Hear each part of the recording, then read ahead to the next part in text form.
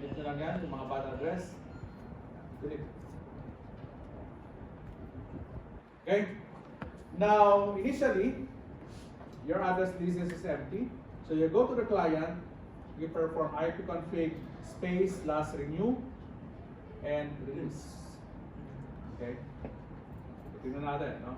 So walang laman to. So i-release natin yung client. And then i-renew natin, balik tayo rito. And then check the IP address.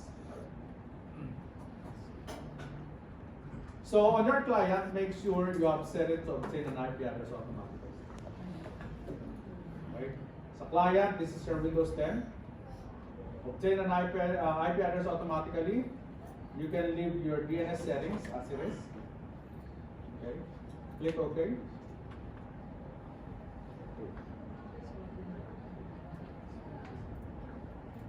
Pag kumuha ng IP address yan, you are done. Okay.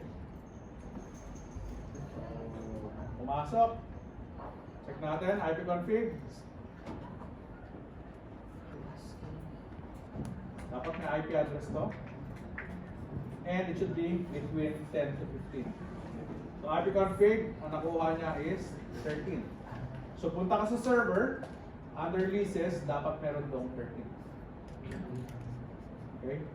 So ganun mag-check. Ano? Bago nyo ipa-check sa akin, make sure na-check nyo lang. Okay. Tagal naman ito pumunta sa leases. So go to leases. Refresh, right click, refresh, dapat dyan mayroon 30. Again, pwede nyo i-delete yung ano. Kapag paulit-ulit na kayo nag-practice dyan, mawawala na yan. Okay. So for now, 13. So punta ka ngayon sa 13, release mo. ipconfig space last release, dapat mawawala yan dito. So sabay-sabay yung gagawin. Pag ako nag-check, on client 1, 2, 3, release. So I'm going to go to the server. Check your leases, dapat walang laman. When I ask the 3 clients to renew.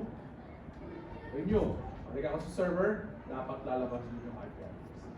I-release ulit, wala, renew, babalik. That's how I'm going to check. Any questions? Yes, OSPF pa rin. Kaya lang, take note, yung server nyo is located on the other data. So it's not an ordinary configuration, you need to configure relay. Alam niyo po ba yung relay? You know relay? DHCP relay. Kailan nangyayari yung DHCP relay?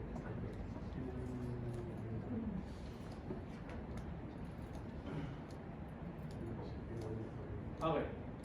If your server and your clients are located on the same network, wala kang problema. Kaya lang yung settings